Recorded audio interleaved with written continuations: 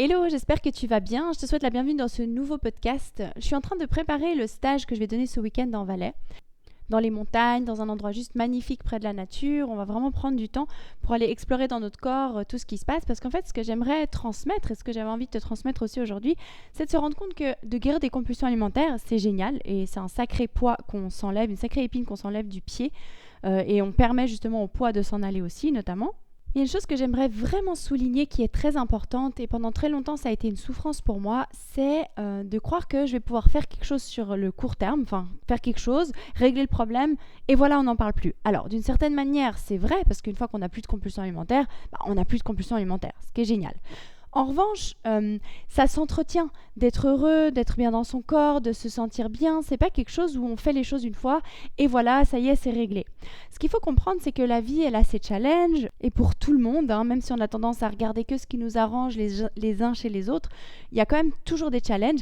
Et puis, j'ai remarqué une chose, c'est que si notre sensibilité, par exemple, elle va être auprès de la nourriture, les moments où on est un peu plus down, il se peut qu'on se tourne encore vers la nourriture. Après, c'est pas la même chose d'avoir des compulsions et des obsessions alimentaires et de pas pouvoir s'empêcher et de se goinfrer que de temps en temps se tourner vers la nourriture pour se soulager émotionnellement. Ça n'a rien à voir. Ça, tout le monde le fait, même nos mangeurs dits normaux peuvent avoir des fois des phases où ils vont manger émotionnellement.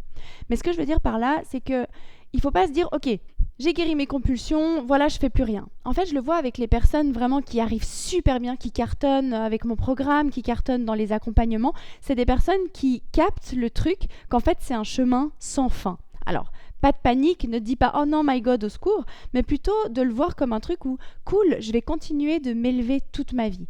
C'est-à-dire que, moi, depuis que je suis guérie des compulsions, c'est génial, mais j'ai pris plein de bonnes habitudes, je cours régulièrement, je médite beaucoup, et en fait, j'essaye d'instaurer de plus en plus de bonnes habitudes, de manger de mieux en mieux, de faire des choses, en fait, qui m'élèvent de plus en plus, de lire des choses, d'apprendre, bref, vraiment, comme je te dis, d'aller de plus en plus loin, d'essayer vraiment d'être heureuse. C'est vraiment quelque chose que je cultive tous les jours. Je fais beaucoup, mais c'est pas des efforts, mais en fait c'est vraiment je fais beaucoup de choses. J'ai une grande discipline pour mettre en place des choses qui me maintiennent bien, qui me maintiennent en équilibre, qui font que j'ai envie de manger des choses qui me font du bien. Parce que là, je vois, pour avoir eu des gros changements dans ma vie récemment, avec la venue de ma fille, j'ai privilégié ma fille, j'ai privilégié mes tâches ménagères, j'ai privilégié plein de choses. Et en fait, je me suis un peu oubliée. Comme si, en fait, méditer, c'était cool, mais bon, ça faisait pas tant de différence que ça.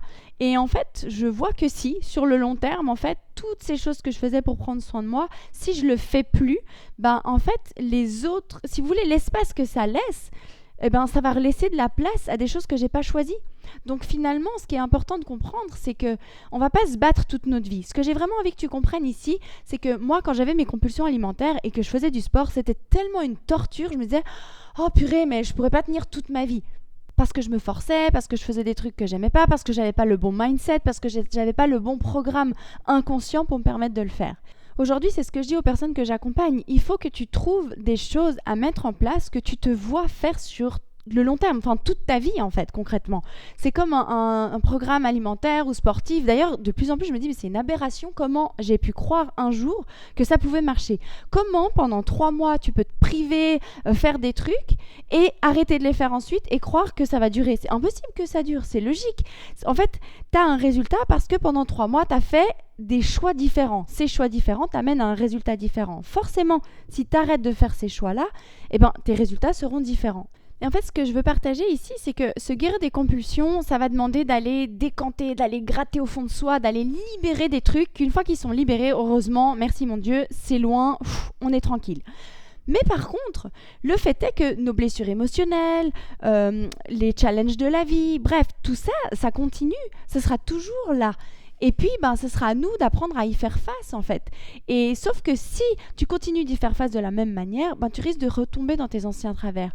En fait, être guéri des compulsions, se libérer de la suralimentation, si tu remplaces pas le vide que ça a laissé par d'autres choses, forcément, à un moment donné, ça va recommencer.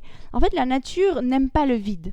L'énergie vient toujours remplir le vide à quelque part. Si tu choisis pas ce par quoi tu vas remplacer ce vide qui est laissé, ou si tu choisis pas ce que tu mets en place pour devenir, si tu choisis pas tes habitudes, il y en a des anciennes qui vont revenir. Et malheureusement, c'est comme ça, c'est notre vie d'humain, ou heureusement peut-être, je sais pas, mais c'est bien plus facile de revenir à des mauvaises habitudes, c'est-à-dire à mal manger, à se poser devant la télé, à pas aller faire de sport, qu'à maintenir ces habitudes.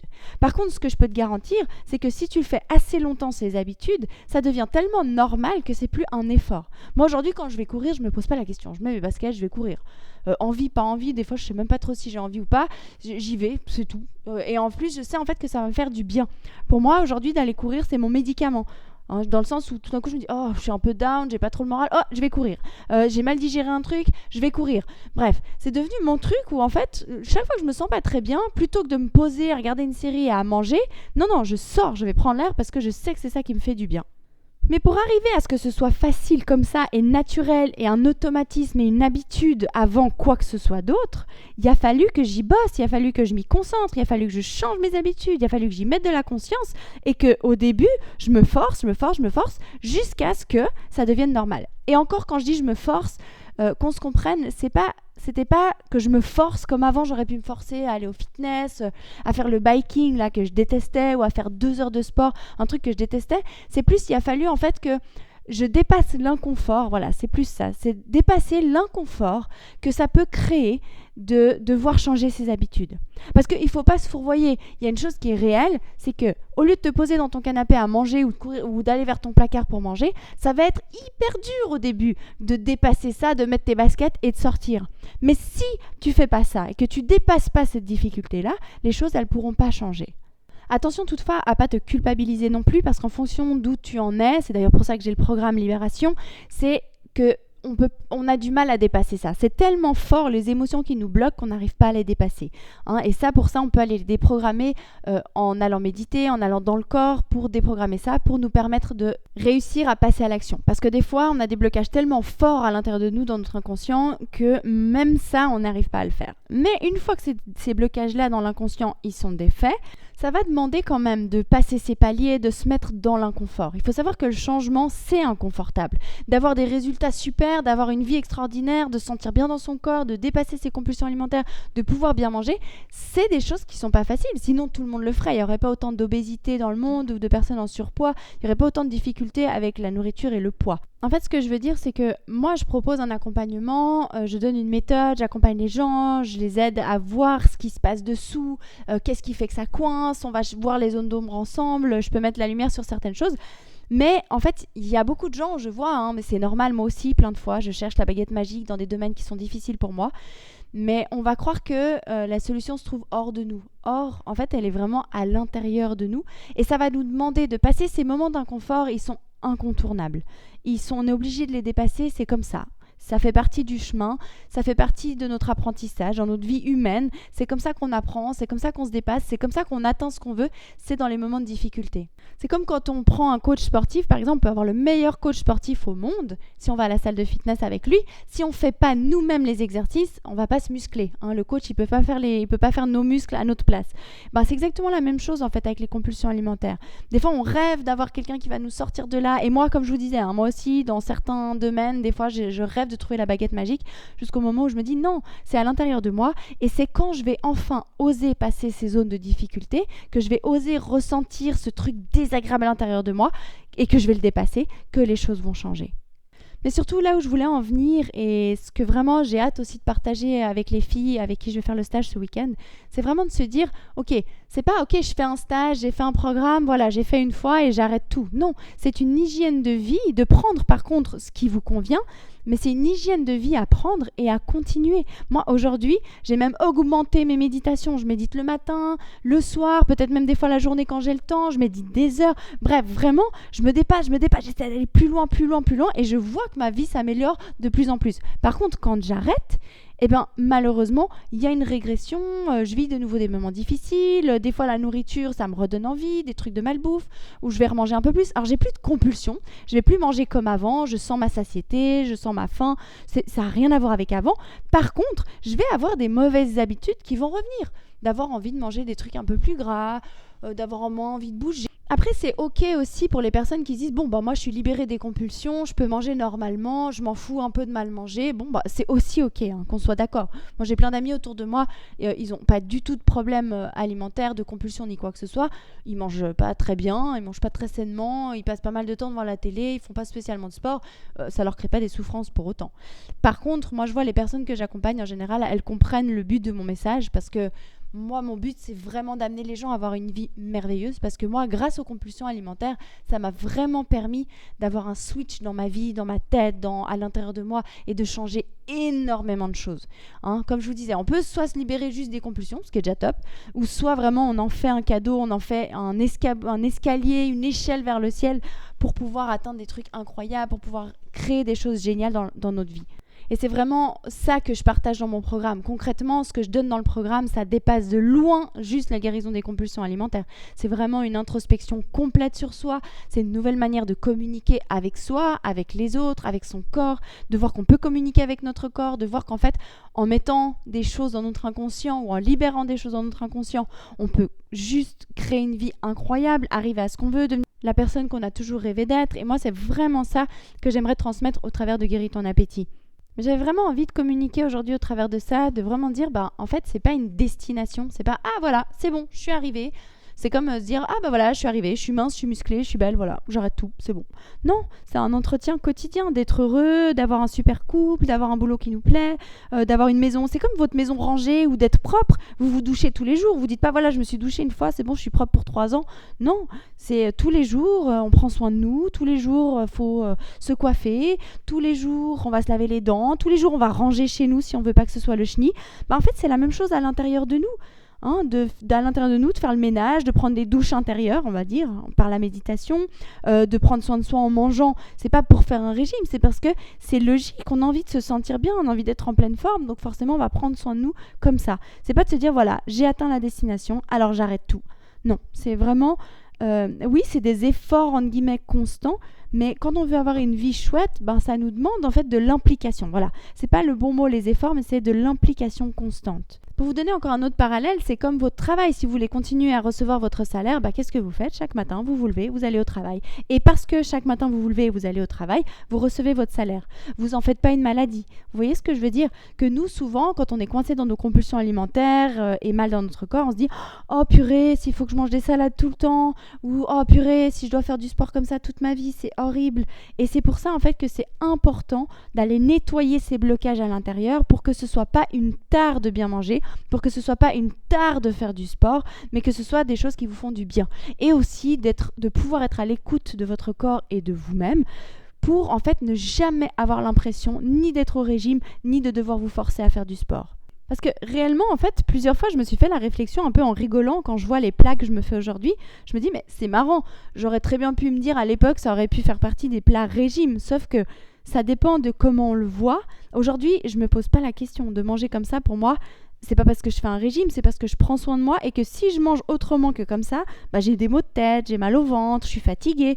Donc en fait, je me pose pas la question. Et à l'époque, ça aurait été une angoisse, une boule au ventre où je me disais oh, purée, mais je me prive, je vais pas pouvoir manger comme ça toute ma vie, je peux pas me contrôler tout le temps. Et aujourd'hui, je me contrôle absolument pas. Si j'ai envie de manger du chocolat, j'en mange. Si je veux manger de la brioche, j'en mange. Si je veux manger des pizzas, j'en mange. Mais sauf que dans mon quotidien, c'est pas de ça dont j'ai envie, parce que je m'écoute, parce que j'écoute mon corps en fait. Mais bref, ce que j'aimerais vraiment que vous compreniez ici, c'est de vous dire, ok, ce qu'il faut faire, c'est réussir à changer notre façon de percevoir les choses, de ressentir les choses, de prendre soin de nous, pour que tous ces éléments qui font que notre vie est merveilleuse, qu'on se sent bien dans notre corps, qu'on garde un poids sain, que tout ça se fasse parce qu'on a envie de le faire. Pas parce que c'est un effort surhumain, pas parce qu'il faut se forcer, pas parce qu'il faut ça pour rester mince. Non, parce que naturellement, on va le faire. Mais pour le faire naturellement, il faut vraiment aller décoincer les blocages à l'intérieur. Je ne sais pas si vous avez déjà senti, des fois, quand vous vous dites, vous pouvez même tester maintenant. Je vous invite à tester maintenant. Vous dites, ok, à partir de maintenant, je vais manger plus de légumes, je vais faire du sport. Qu'est-ce que vous ressentez dans votre corps? Est-ce que vous sentez un peu cette crispation ou cette tension, comme si vous allez devoir vous forcer à faire un truc? Si c'est ça que vous ressentez, c'est qu'il y a du boulot à faire dans votre inconscient pour que ça change. Le jour où vous aurez plus ces résistances dans votre corps, c'est ça qui va vous permettre de pouvoir manger mieux, de pouvoir faire du sport et que ce soit facile. que ce soit vraiment quelque chose qui vous motive, qui vous donne envie, que ce soit pas un effort surhumain où vous vous dites non mais jamais de la vie je vais pouvoir tenir toute ma vie. Et c'est en ça que c'est la clé en fait, de bosser vraiment sur l'intérieur, sur l'inconscient, de lâcher tous ces blocages, de lâcher toutes ces croyances, de lâcher tout ce qui fait qu'on a des résistances phénoménales à chaque fois qu'on se dit ok, en plus là on est en fin janvier, je ne sais pas combien d'entre vous se sont encore dit allez on est janvier en 2024, c'est mon année, je vais y arriver, cette année je mange bien, je m'y mets, je vais au fitness, bref, tous ces trucs là, mais que au fond, si vous vous dites ça et que vous sentez ce qui se passe dans votre corps, si vous sentez des résistances, c'est mort. Je peux déjà vous dire que ça ne tiendra pas sur le long terme. Par contre, si vous arrivez à déjouer ces résistances, à faire que ces résistances, elles lâchent pour percevoir ça comme quelque chose de positif, alors dans ce cas-là, ce ne sera plus un effort de le faire. Voilà, donc ce que j'aimerais que vous reteniez de ce podcast, c'est vraiment de vous dire, ok, se libérer des compulsions, c'est génial. C'est juste, ça change une vie, ça nous libère sur tous les plans. Mais derrière, si j'ai envie de me sentir bien dans mon corps, si j'ai envie d'avoir un poids qui tient, si même j'ai pas envie de me retourner encore vers la nourriture émotionnellement, il faut que je prenne soin de mon émotionnel, il faut que je prenne soin de mon corps, il faut que je prenne soin de mon alimentation. Si je n'y arrive pas et que je sens qu'il y a des blocages à l'intérieur de moi, des résistances à le faire, c'est que j'ai besoin de bosser sur mon inconscient. J'ai besoin d'aller travailler sur ce qui fait que j'ai pas l'envie, j'ai pas l'élan, j'ai pas la motivation. Et que même carrément, chaque fois que je me dis que je dois faire du sport ou bien manger, ça me rebute. Vraiment, c'est quelque chose, oh non mon Dieu, quelle horreur, je vais encore devoir faire ça. Et bien ça, c'est qu'il y a besoin d'aller bosser sur l'inconscient pour que toutes ces barrières-là, elles lâchent. Quand tu auras lâché toutes ces barrières-là, tu vas pouvoir changer les choses. Voilà, donc prends le temps d'écouter, de sentir ton corps quand tu te proposes des choses, c'est-à-dire de manger différemment, de faire du sport. Si tu sens que ça coince dans ton corps et que tu sais pas comment dépasser tout ça, soit je te propose d'écouter encore tous mes autres podcasts, ou alors si tu veux vraiment être coaché là-dessus, que ça se règle, que ça change, que tu puisses enfin te libérer de tout ça et changer ta vie, alors rejoins-moi dans le programme Libération. Je te mets les liens juste en dessous de ce podcast et je me réjouis de retrouver celles qui nous rejoindront. Je t'embrasse très fort et je te dis à très vite pour un prochain podcast. Ciao, ciao!